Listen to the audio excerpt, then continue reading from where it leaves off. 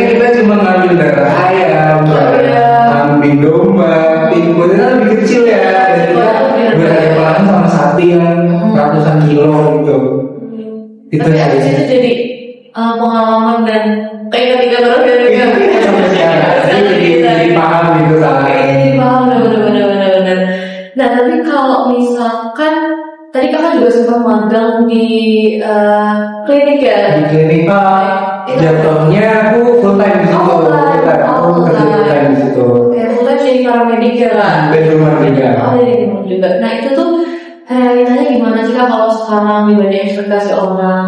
Jadi aku sebenarnya nggak terlalu mikirin ekspektasi orang ya. Ya betul. Tapi dari semester 1 sampai semester 6 aku dulu awalnya itu nggak tertarik klinik Oh iya. sama sekali. Jadi sebenarnya aku menghindari gitu. Aku mau cari pengalaman yang lain gitu. Terus di semester 7 aku tinggal nulis TA tugas akhir itu. Aku sempat setelah selesai dari asisten praktikum di bulan November kalau nggak salah ya. Terus aku mulai kepikiran untuk kerja full time. Jadi di situ tiba-tiba ada temanku ngasih poster lowongan di klinik.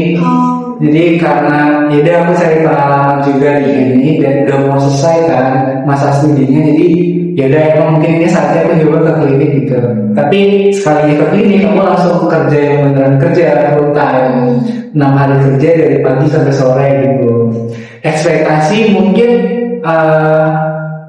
orang-orang ekspektasi yang di klinik itu gede ya, maksudnya dia bakal nanganin yang kasus-kasus berat atau bahkan ada mungkin ekspektasi orang yang hanya aku dokter. Padahal di klinik kan ada dokter, ada paramedis kan, dan beberapa kali atau beberapa momen pasien atau klien itu memanggilnya dok. Jadi cenderung kayak nggak enak buat nyanggah, maaf kak saya cuma paramedis gitu. Jadi kayak nggak enak buat nyanggah kalau bukan dokter gitu. Jadi mungkin ekspektasi orang kalau misal melihat orang kerja di klinik itu dokter semua ya, padahal enggak, ada paramedis juga gitu. Sebenarnya dipanggil pas aja cukup sih itu. Jadi tapi ya udah. Ya udah, karena mungkin ya mereka taunya dokter gitu. Jadi emang sekarang kan tugasnya juga mirip-mirip kan gitu. Jadi apalagi tampilannya juga sama kita sama-sama pakai scrub, terus kita juga membantu ya lebih tepatnya lebih membantu dokter buat nanganin pasien. Jadi kita hands on juga di hadapan klien, jadi kita mungkin dikiranya dokter gitu. Tapi ya ilmunya sama lah. Seru ya kan gitu. Seru banget itu, ketemu banyak anjing kucing, terus juga ada burung hantu yang diperiksa juga, ada ayam diperiksa seperti ini. Oh iya. Ayam ini ya, nggak tapi malah tapi ayamnya datang ke klinik sama pemiliknya. Oh iya. Ayamnya ke klinik tapi pas itu bukan aku yang nanganin. Jadi temanku yang lain yang nanganin. Ada ayam. Aku itu pertama kali aku lihat ayam diperiksain ke klinik gitu. Mungkin kalau hewan peliharaan lain kayak burung itu masih karena emang mungkin burung peliharaan gitu kan. Itu masih itu. Tapi kalau ayam, ternyata ada juga ya orang bawa ayamnya ke klinik gitu. Baru tahu jujur itu mungkin juga berarti ya. Berarti masuk ke pengalaman ini. Masuk ya, betul masuk ayam. Nah, tadi kita udah ngomongin pengalaman unik. Kalau aku mention tadi di CV kakak itu pernah jadi asisten praktikum.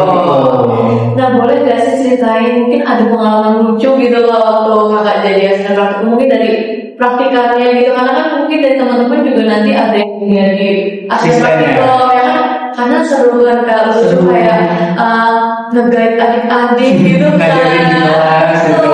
Jadi aku aja juga tertarik gitu. Mungkin bisa diceritain pengalaman apa yang bikin kayak semangat banget buat jadi asisten. Awalnya mungkin di Prodikut dan juga beberapa proyek lain sama ya, dia ada beberapa bidang ilmu.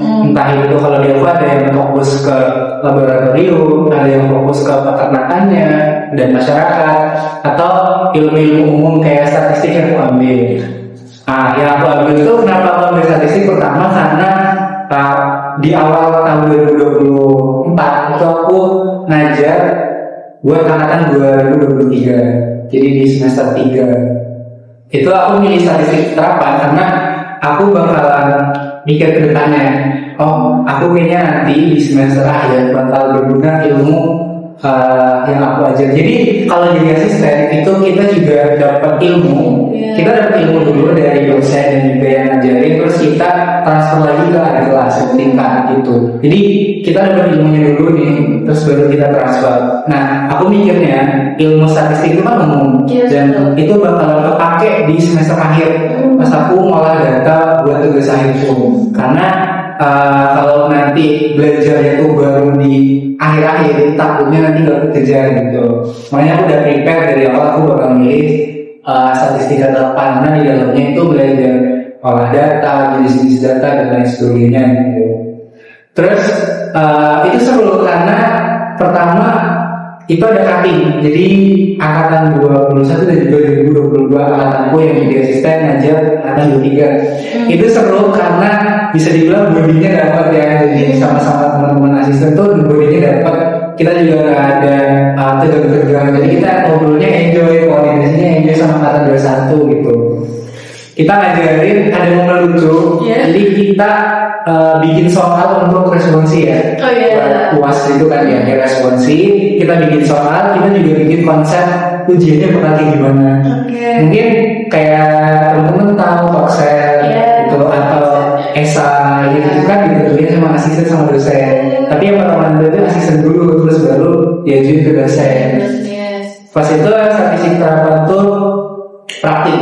Jadi kita ada software olah data, terus ada soal lembar soalnya, terus teman-teman angkatan 23 itu harus olah datanya pakai software itu dalam jangka waktu tertentu, kayaknya 40 menit atau 50 menit gitu buat ngolah, terus bikin kesimpulan, interpretasi sama kesimpulannya itu kayak gimana gitu. Tapi yang bikin lucu itu posisi duduknya. Jadi aku sama teman-teman dan juga nanti asisten yang lain itu sempat mikir gimana ya biar beda gitu. Biar beda itu gimana ya? Akhirnya aku mencetuskan dia untuk koornya itu kan cewek aja juga. Bagaimana kalau duduknya kita ada di tembok semuanya gitu.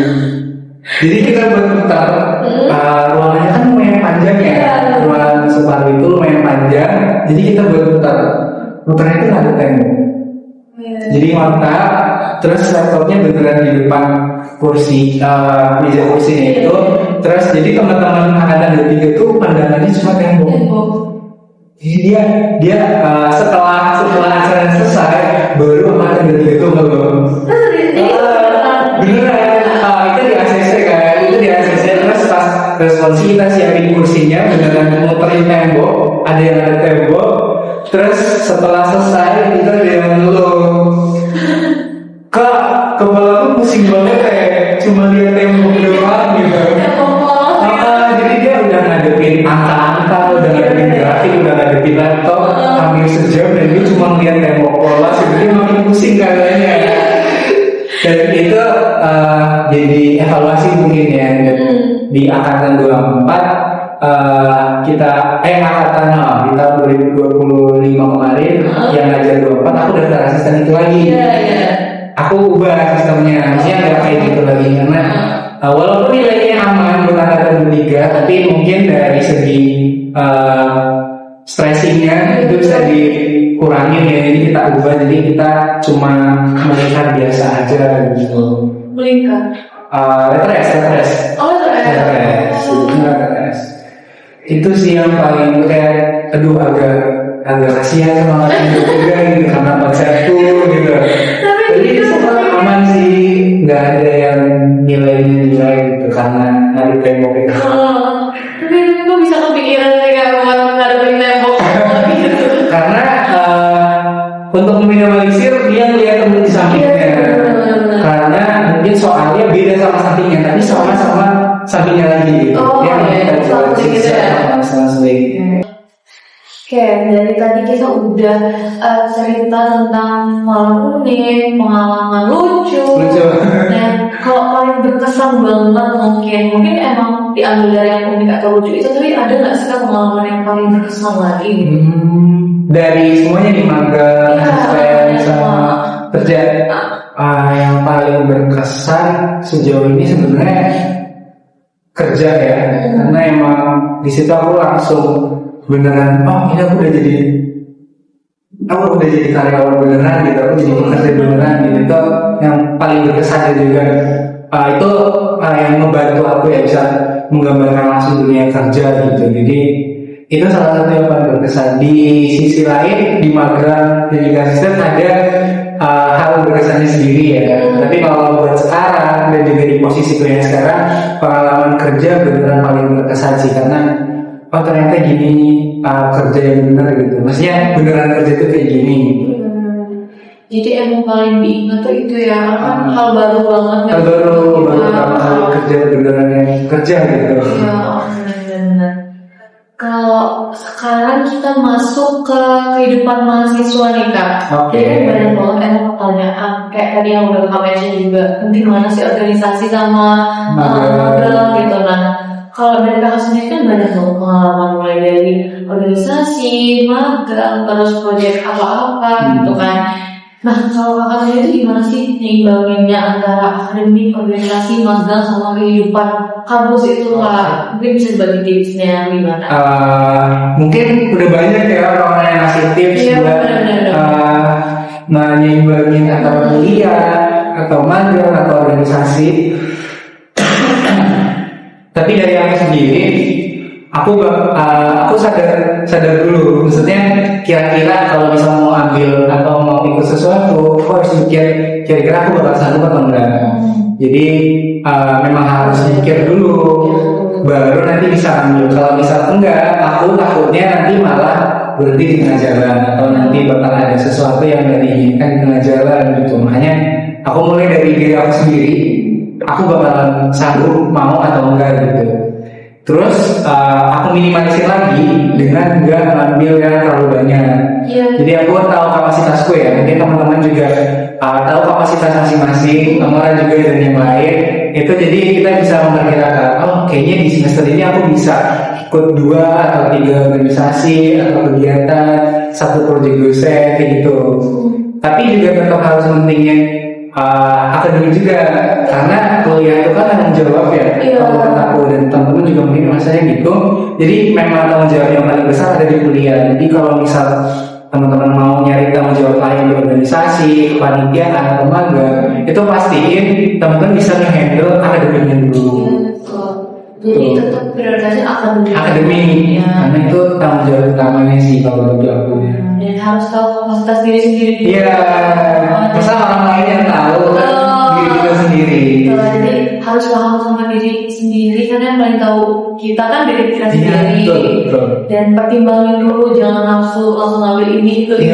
Kadang ada orang yang suka banget ya kegiatan di luar ini ya, langsung ikut beberapa organisasi di periode yang sama.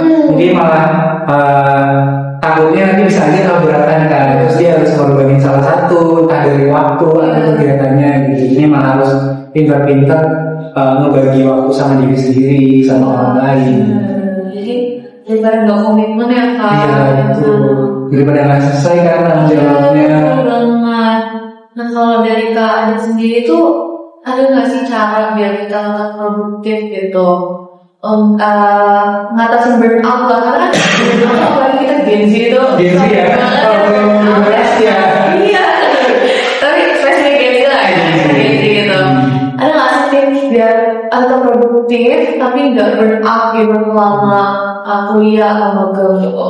Kalau dari aku, karena aku tahu kapasitasku ya, jadi aku bakalan lebih banyak berkegiatan selain akademik itu di masa-masa liburan. Jadi mungkin bagi beberapa teman-teman tuh mikir liburan tuh buat istirahat 2 bulan kan, kurang lebih 2 bulan itu kita nggak kuliah, nggak praktikum, jadi kita beneran kosong gitu kan, kita nggak ngapain. Di situ aku langsung kayaknya bisa kalau misalnya aku isi dengan ikut kegiatan atau aku magang di situ, karena memang waktunya selain ya aku bilang tanggung jawab utama sebagai mahasiswa di akademik itu juga bisa ganggu di masa-masa liburan. Jadi aku bisa fokus atau bisa lebih prioritasin kegiatan yang di luar gitu. Tapi selain itu teman-teman juga kayaknya buat ngatasin burnout kayaknya kalau dari aku kayaknya perlu jalan-jalan juga. Ya betul, seimbang ya. Harus seimbang. Gak mungkin teman-teman pikirannya apa itu dipakai buat mikir terus, kasihan juga kan. Dan juga itu bisa ngaruh ke kesehatan soalnya. Iya betul. Kebanyakan pikiran itu bisa Karena ngaruh. selain tubuhnya harus istirahat, otak juga harus istirahat. Iya.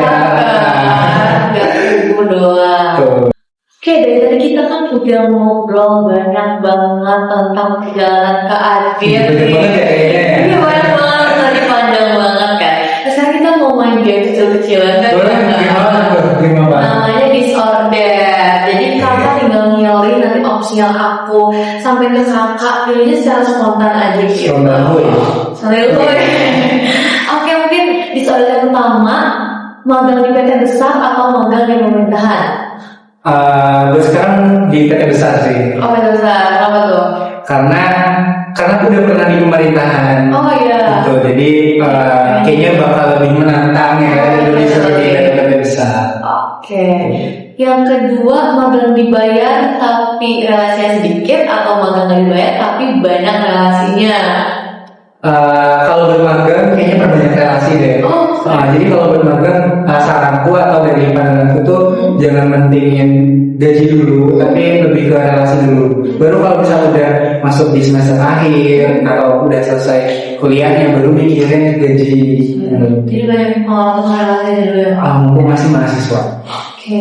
Yang ketiga, kerja atau magang sesuai passion atau sesuai peluang? Dua-duanya nggak bisa. Kalau disuruh milih, kayaknya lebih sesuai peluang sih. Peluang.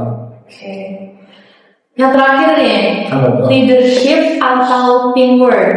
Jadi suka magang sendiri atau bareng tim? Ini konteksnya di magang. Iya. Kalau di magang, kayaknya lebih ke teamwork sih. Teamwork. Jadi kayak tadi kan Kak Adit bilang kalau kesah bareng gitu soalnya penting banget ya. Buat aku penting karena bisa nyampe emosional kan. Sama. Oke, udah selesai disorder kita cuma 4 opsi dan pilihan kamu tuh Kak Adit tuh emang pilihan Kak Adit tuh emang orang apa ya? Banget gitu, bahkan dia lebih memilih banyak relasi gitu. Lebih memandang banget kayak peluang relasi itu rupanya menurut beliau itu penting banget ya. Tapi kalau dapat dua-duanya lebih bagus lagi. Oke, iya sih benar. Ini hanya milih aja lah ya. Kalau dapat dua-duanya oke banget tuh. Oke, kayaknya kita masuk ke pertanyaan terakhir nih Kak. Jadi Dari akhir ya. Dari akhir, jadi kakak bisa nyampein aja semuanya gitu. Nah kalau ini aku ada pertanyaan, kalau adik tingkat mau mulai magang, skill tips paling penting yang dipersiapkan tuh apa aja? Tips yang paling penting, ini proposal ya. Oh, Proposal ya. Jadi emang harus tentuin dulu tempatnya. Terus baru ngurus perizinannya mulai dari proposal dan juga surat dari akademik itu yang paling penting. Terus baru disusul sama nanti sambil mikir buat akomodasi selama di sana, juga penginapannya di sana bakal gimana itu bisa sambil jalan. Jadi proposal sama mobilitas di sana tuh gimana ya, penting banget. Niat ya, niat. Oh iya. Niat tuh selalu nomor satu jadi nggak aku mention. Niat mah jangan ditanya ya. Jadi kalian masing-masing harus wajib kewajiban. Oke, kalau dari pengalaman kakak nih satu pelajaran terbesar yang didapat dari kuliah atau magang itu apa sih Kak, pelajaran paling besar? Pelajaran paling besar tuh sebenarnya kita diajarin buat bertahan hidup sih. Oh betul. Ya, jadi entah itu di perkuliahan, di kelas, di praktikum dan juga di tempat magang atau di organisasi itu semuanya sebenarnya mengajari kita buat bertahan hidup. Jadi kita bisa tahu kita bakal kayak gimana, kita ke depan itu bakal jadi orang yang kayak gimana. Terus juga kita tahu ketika kita menghadapi situasi tertentu, kita udah tahu sebelumnya, misalnya kita udah pernah mengalami hal yang mungkin serupa, entah itu dari kuliah, entah dari magang atau organisasi. Jadi kita bisa tahu nanti ke depannya bakal kayak gimana, kita bisa ngambil keputusan dari pengalaman-pengalaman yang kita. Jadi banyak tuh bagaimana kita survive gitu ya Kak. Karena kan emang manusia tuh hidup masing-masing lah ya jadinya ya Kak. Walaupun saling membutuhkan tapi semuanya tergantung diri sendiri juga. Betul banget. Nah kalau dari Kak Adi sendiri, kalau kita udah ngobrol tadi, ada nggak sih harapan atau goals ke depannya dari Kak Adi itu apa? Bisa cerita. Goals kedepannya udah pasti apa yang aku cita-citain ya, atau mungkin teman-teman juga masih sangat berharap buat cita-cita yang dulu sempat dipikirin, sempat diimpikan itu bisa tercapai. Tentunya dengan tahapan-tahapan yang tetap dijalani dari sekarang ya, mulai dari kuliah, terus juga teman-teman ikut organisasi, magang, itu bisa membantu teman-teman buat mencapai atau dapetin goalsnya masing-masing. Jadi aku juga mulai dari aku magang, ikut kegiatan di luar kampus, di dalam kampus, itu aku udah mikir biar nanti kedepannya aku bisa link atau nyambung sama apa yang aku cita-citain. Jadi goalsnya yang tadi udah Kak ada sebutin ya teman-teman, mungkin bisa teman-teman tangkap juga, bisa jadi harapan juga buat teman-teman ke depannya. Harus mikirin nanti teman-teman harus kayak gimana buat ngedapatin apa yang teman-teman mau. Ya betul. Aku juga. Nah kalau ada mahasiswa nih yang takut mau mulai magang karena minder punya skill, itu kan banyak banget ya Kak gitu tuh. Mau bilang apa ke mereka? Coba ke kamera. Aku tabrakin aja. Tabrakin aja. Jadi kalau misal teman-teman masih ragu nih kayak, aduh, tapi gitu. Ya itu sih. Betul.